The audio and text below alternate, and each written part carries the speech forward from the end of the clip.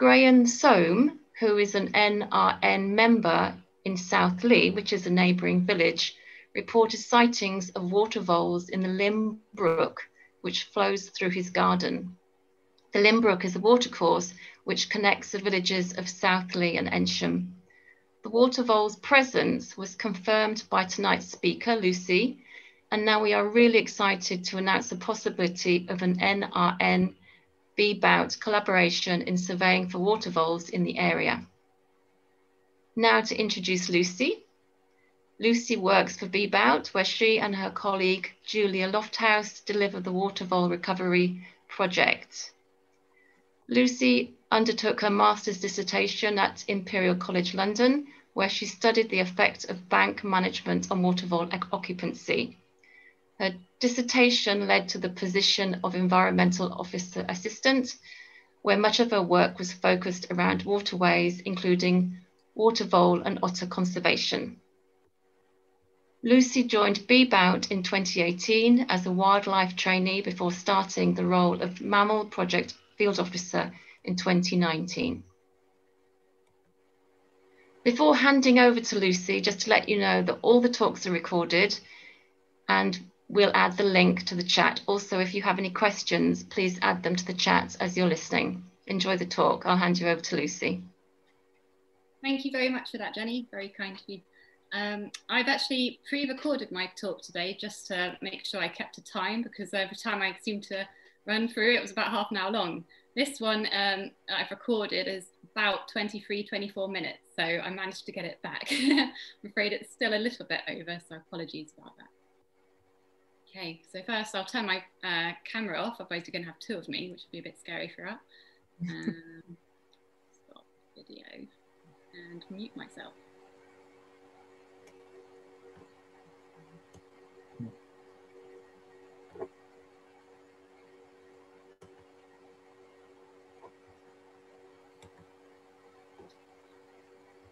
Reviving Ratty. I've split this presentation into four main sections, namely identification of waterfalls, causes of their decline, how they are doing locally, particularly around Ensham and West Oxfordshire area, and what we can do to help them. The Waterfall Recovery Project has been the longest running project and stands at 23 years old. We rely on about 40 dedicated volunteers to help us with our waterfall surveys and run in partnership with the Environment Agency, Canal and Rivers Trust and Thames Water. My role is split into three main areas: survey and monitoring of waterfalls, mink monitoring and control, and habitat advice. So, voles. There are three, or possibly four, if you count the Orkney vole, types of vole in our country. The bank vole, which is the smallest of our voles, has a subspecies called the Skoma vole, restricted to the Skoma Island off Pembrokeshire coast. It's only around 9 to 11 centimetres long and tail length of about 50% of head and body.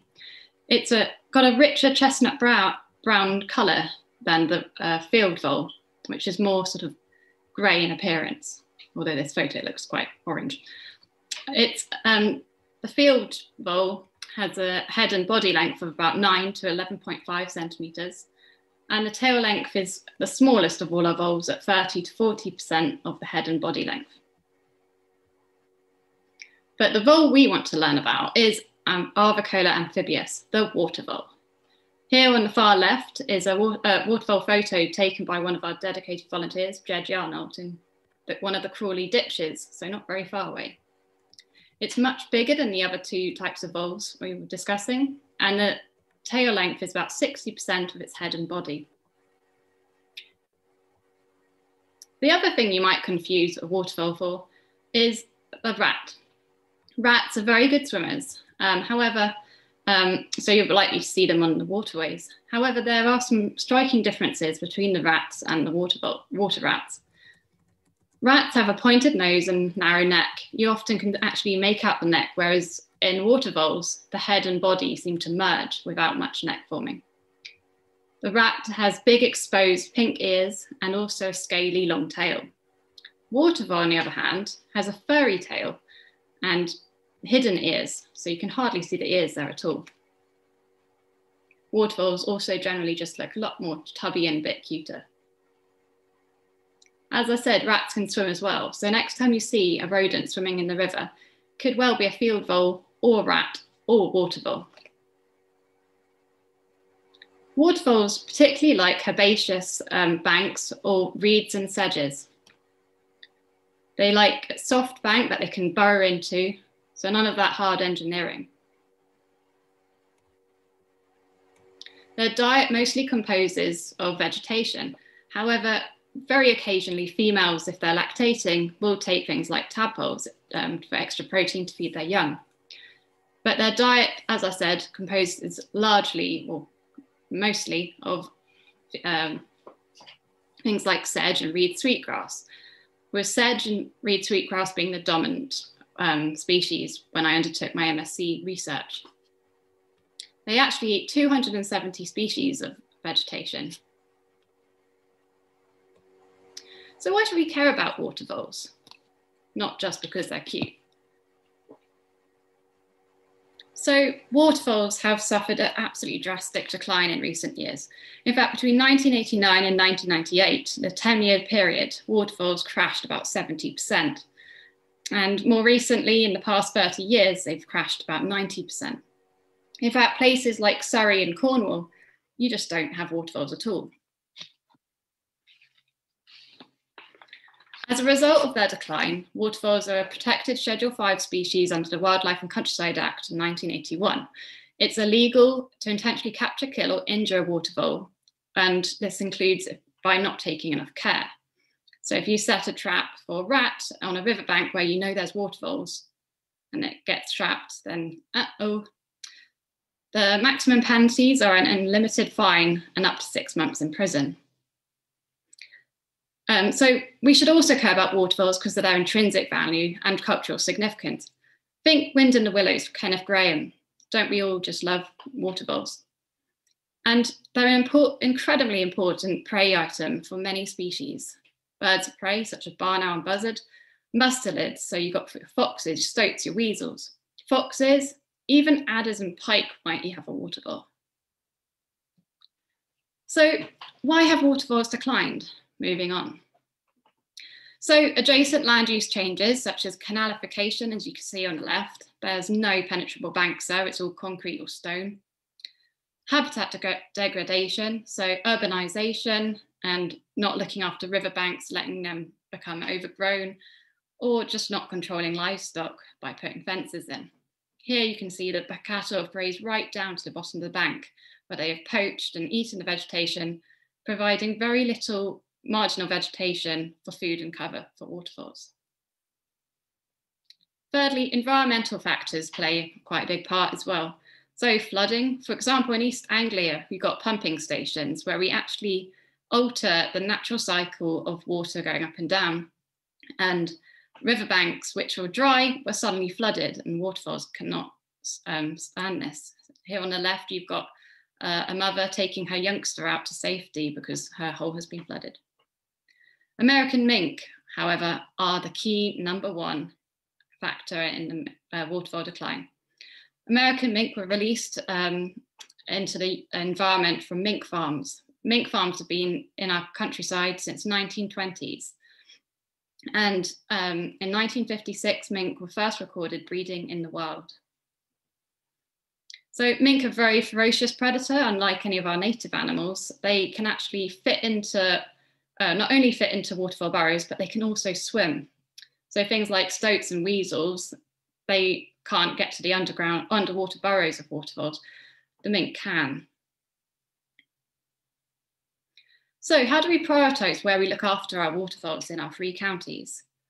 We create these things called local key areas. So we look at the last 5 years of waterfall survey data and buffer the area where waterfalls were found by about 2 kilometres up and down stream, I think it is.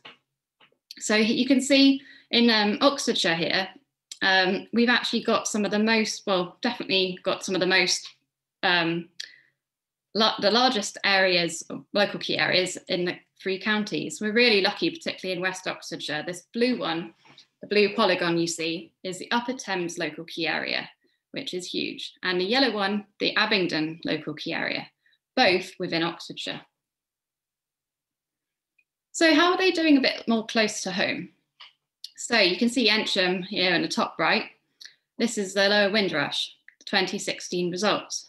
Red indicates positive waterfall survey in 2016, and the yellow dots are mink control locations. The green indicates a negative waterfall survey. So in 2016, you can see there's a lot of red watercourse, and this is really good news. As we said, red is positive. So the vast majority of the lower Windrush in 2016 was positive. However, you fast track to 2019, a lot of those red lines have become green lines. So they no longer have any evidence of waterfalls signs during our surveys. In fact, there was a decrease of 36%, which doesn't sound like much, but when you're looking at a waterfall population in decline across the country, 36% on a local scale is quite significant. However, as we said, the green lines indicate negative waterfall surveys. However, the red star shows that a waterfall was sighted at the bottom of the map here in 2019. This goes to show that not all surveys can reveal waterfall signs. It may have been after heavy rain and the signs were washed away, but either way, a waterfall was seen on that stretch, which was found to have no signs a few months earlier. And so waterfalls were in fact present. The lower Windrush, as we're saying, so where I put that red star, this is where the waterfalls were, along the Brighthampton Cut at Stanlake Common. And one of our Chimney Meadows Nature Reserve volunteers, Dennis Kennedy, took these two photos. Quite jealous. So moving on to the upper River Thames, also quite close to home. So back in 2017, there's quite a lot of green here, as you can see, proving a lot of negative waterfall surveys along this stretch of the upper Thames. So you've got Lechley to Radcott, Chimney, up to Newbridge. You can also see the yellow dots, which indicate mink rafts, and the green indicates, I think that's 3 mink were caught. The yellow with a little dot in indicates 1 mink was caught. So over the course of that year, this is the 2016-2017 mink control year, several mink were caught along here, which might explain why there were so many negative stretches. However, if we fast forward again, 2020 results, look how much more promising that is. There is a lot more red survey sections into 2020 than there was in the 2017, indicating waterfalls have actually increased by 58%. This is really good news because waterfalls were actually released on the Upper Thames a few years ago to try and help them to recover. And it's proving that with mink control in place, sensitive reintroductions, waterfalls can recover. And even more close to home, here we are in Ensham and Southleigh to the left. Earlier last year, lovely Graham Soam and Janet Soam got in touch to say that they had seen waterfalls in their garden. Sightings reported there. I went along and did a waterfall survey to check, have you really got waterfalls? And these are the feeding signs that I found. Very characteristic 45-degree angle cut. And then in December just gone, I was going for a walk and I came across some more feeding signs. Here we are on the left, you can see the feeding sign using a pencil as a scale. So waterfalls are actually back in Ensham, well near Ensham and in Southleigh. We just need to find where else along the brook, the Chilbrook and the Limbrook and Upper Thames they might be. The most recent local data. So here's a map which shows all the most recent data from the beginning of time, so from years worth of data. For example, the Windrush on the left, those were the 2019 results we were looking at, and the Oxford Canal to the right, up to Kidlington, that's sadly A lot of green you can see that indicates negative survey results. But that one red stretch near Kidlington is a positive stretch, the only positive we found on the Oxford Canal this year. So we do have data in the area, but as you can see, there are big swathes of areas where waterfall data is absent. We need to fill those gaps. And here are local key areas. So as you can see, the sighting in Southley, the red line there, that is now included in the local key area, thanks to Janet and Graham Surham. There are 3 sightings in the last year. So how do we undertake our surveys? We do the majority of our surveys on the bank or in channel.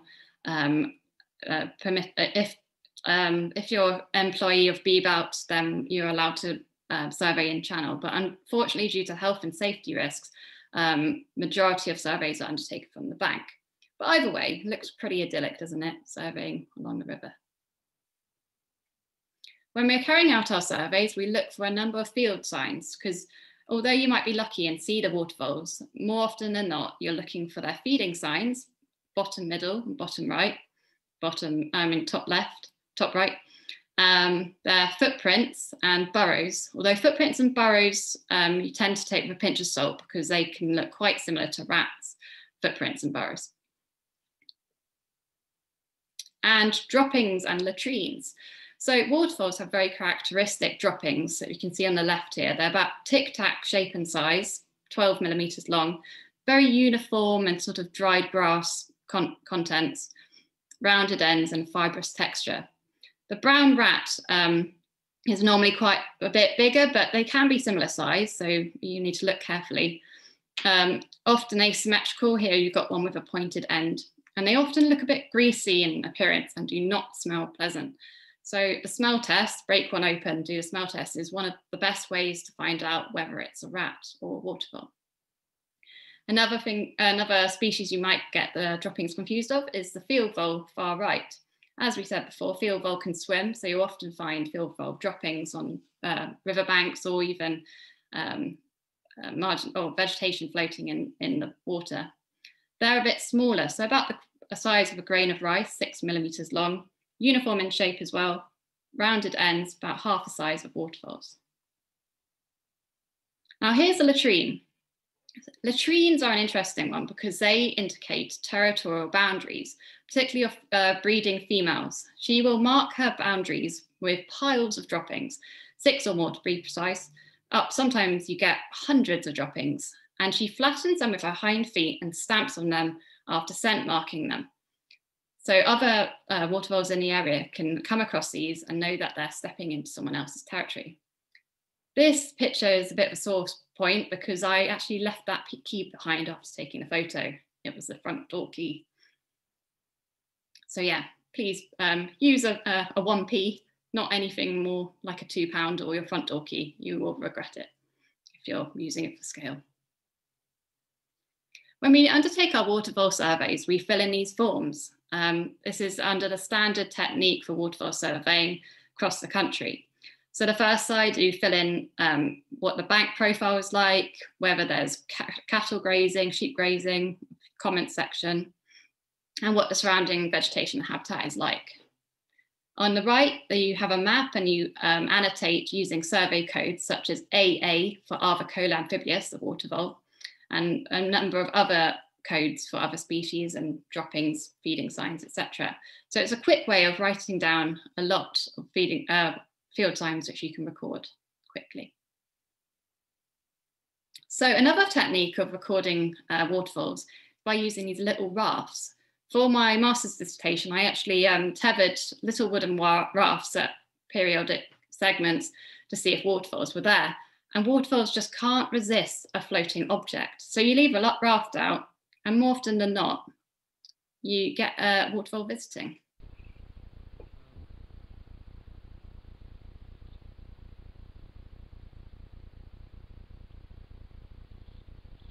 I was hoping the waterfall might leave a latrine, but it didn't in this instance. But it does have a little nibble bottom left here.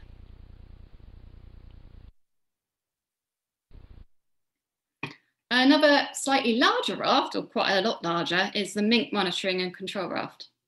So this is a sensitive topic. Obviously, no one likes to control any animal, but the evidence is overwhelming that mink in the environment are the leading cause of waterfall decline.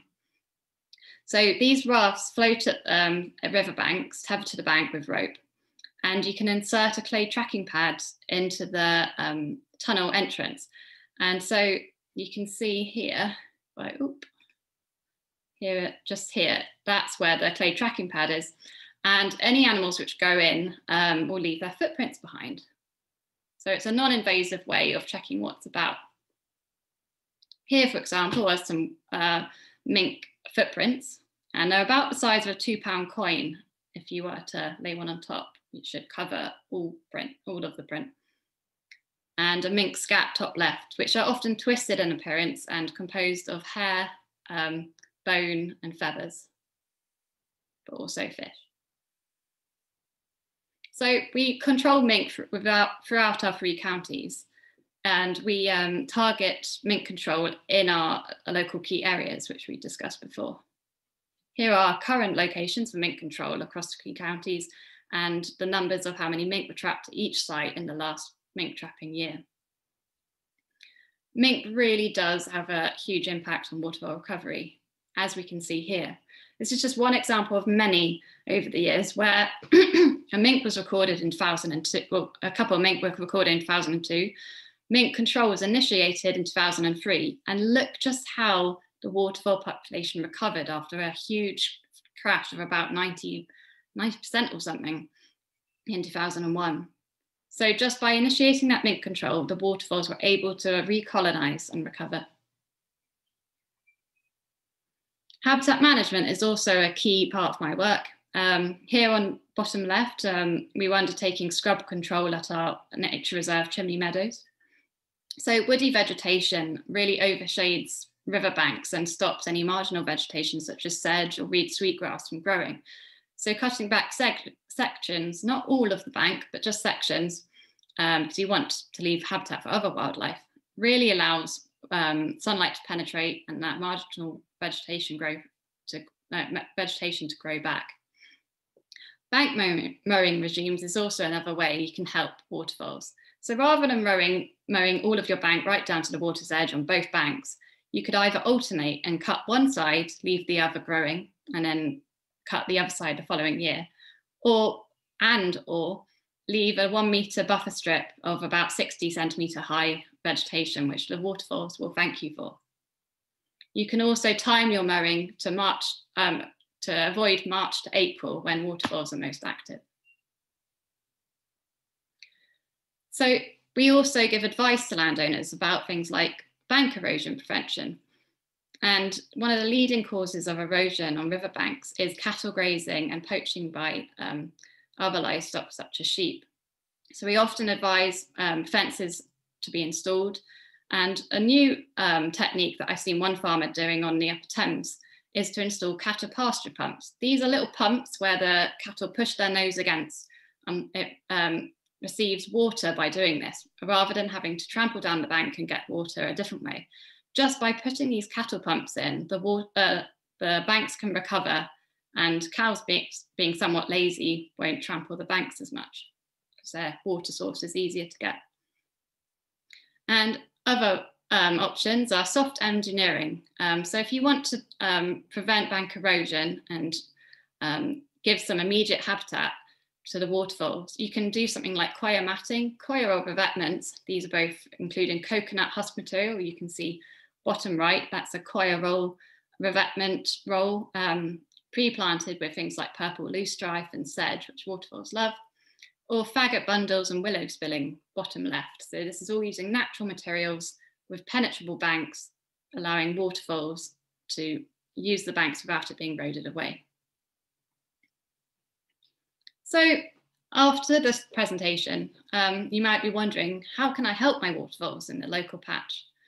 We would absolutely love to hear from you if you have any riverbanks within your land where you would be happy for us and the Nature Recovery Project to survey.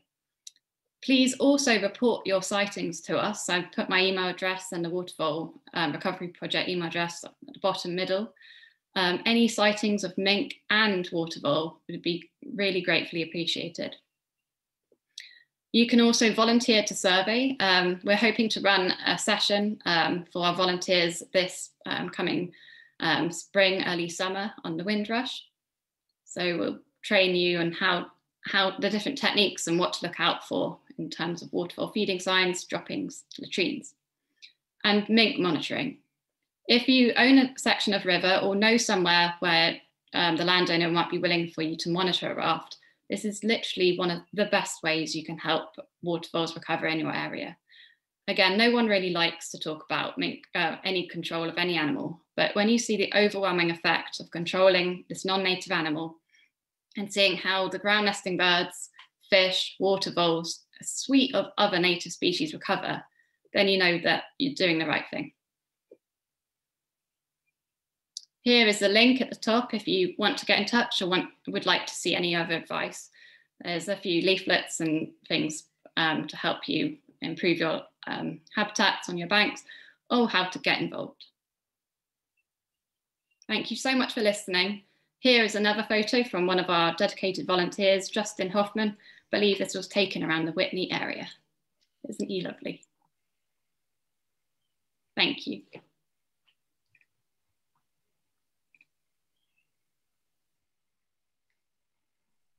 Thank you very much, Lucy.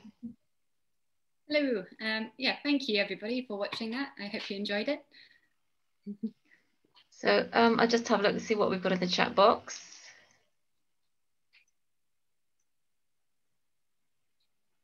Okay, so Katrina, you have a question?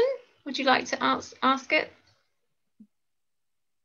Yes, I was walking from South Hinksey to Hinksey Park in Oxford last week and came across somebody decimating the riverbank of a ditch because, as she said, the farmer used to do it and then they found waterfall and weren't doing it anymore.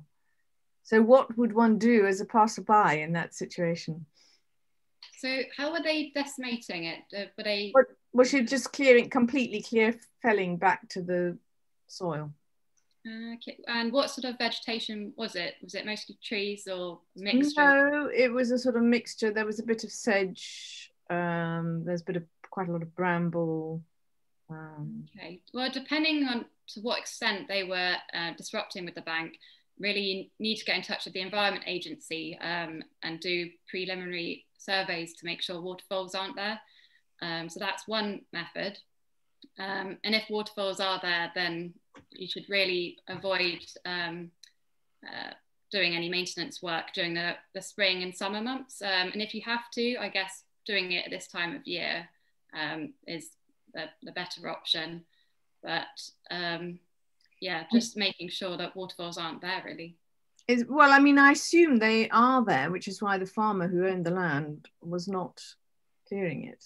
So it's quite an interesting situation of a houses built on the floodplain and somebody taking, I mean, it wasn't her land, it was the farmer's land. I see. Anyway. Thank you, Katrina. And Nickel Bailey, you've got a, so you say your friend's PhD was on modelling waterfall presence in the Cherwell.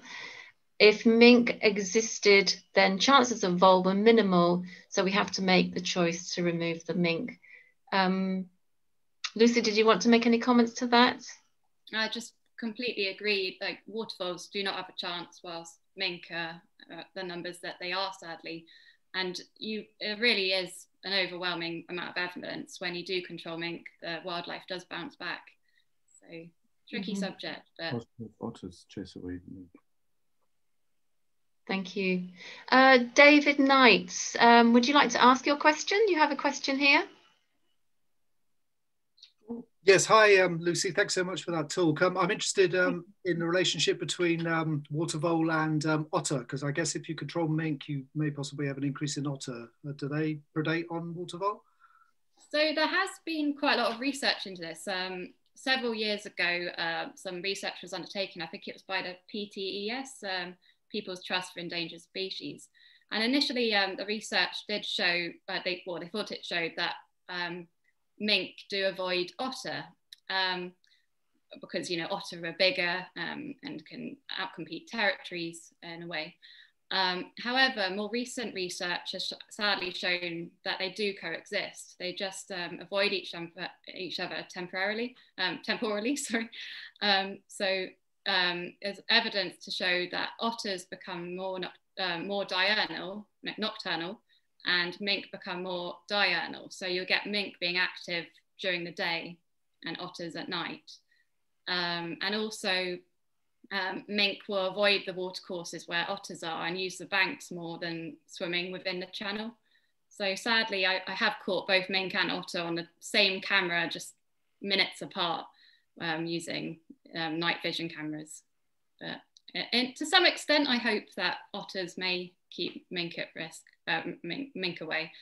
But yeah, more research needed. Thank you. Flora Gregory asks, would you like to ask a question, Flora? She asks about surveys. Yes, I can do that. Sorry. Yes, I'm over in Charlbury, so not Aynsham. I'm just enjoying the tiny talks. Thank you very much. And I was just thinking that there are people along the Evenlode whose gardens by the river, and I'm sure they would be open to surveys. So is that of interest or not, or is it outside this particular survey remit? It depends where along the Evenlode, because we have surveyed along there. I haven't myself, because we run in a 3-year programme, so I've covered 2 of those years and we'll cover the next one. So Evenlode may be one of the rivers we're covering this year or next year, I'm not quite sure. But depending where they are, if you want to ask them if they'd like to get in touch, then we'd love to hear from landowners. Maybe that we've already been in touch, but if not, then the more the merrier. Okay, thanks. Okay, thank you, Lucy. Stephen Andrews, you have a question about a new housing development. Would you like to ask that question? Yeah, I put it on chat, but basically I've got a stream running through my garden which feeds into the Evenlode. It's a spring-born brook which actually goes through Brabant land at Blenheim Farm Cottages. And I saw a waterfall about a year ago. Just upstream from 2 gardens upstream from us, they're putting in a new small development, and they wish to remodel the brook, the same brook, turn it into a sort of a bit more of a meander and put a pond in. I'm unsure whether they're going to be getting the right advice to make it waterfall friendly, and I just wondered who a developer should contact in those circumstances. So to do a survey, get in touch with a local ecologist would be the best bet. We have just started our own ecological consultancy at Bebout, so we've got 2 members of staff with other wildlife trusts who will carry out surveys like that. So the Environment Agency should also be contacted if they're doing bank work. I think did you say they were doing bank work? Yeah, they're remodeling the stream. It's basically it's not hard banked. It's a low volume stream, but it's just ordinary sort of mud banks. And what would concern me is if they're going to try and remodel it, they could, end up putting in hard features. Oh, definitely.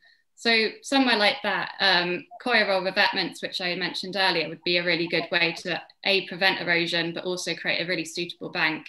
There's somewhere called the Philemon's Drain in Cambridgeshire, where I did a survey after they had put coir roll revetments in, and it was outstanding. No waterfalls prior to the work. Once they put the coir roll revetments in with all this lovely sedge, 2 years down the line, waterfall signs were everywhere.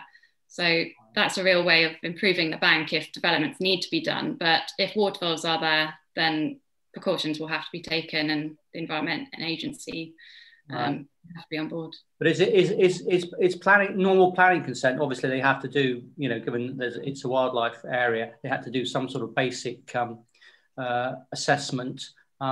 This would be over and above that, would it?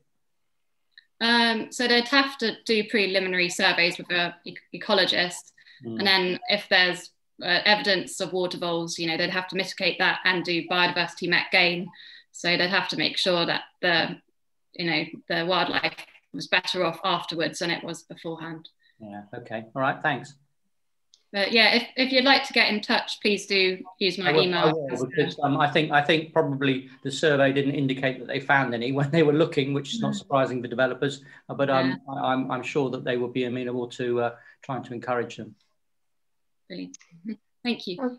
Okay, thank you. We are actually running over time a little bit now, I think. So do we have time for any more questions, Katrina, or should we wrap up?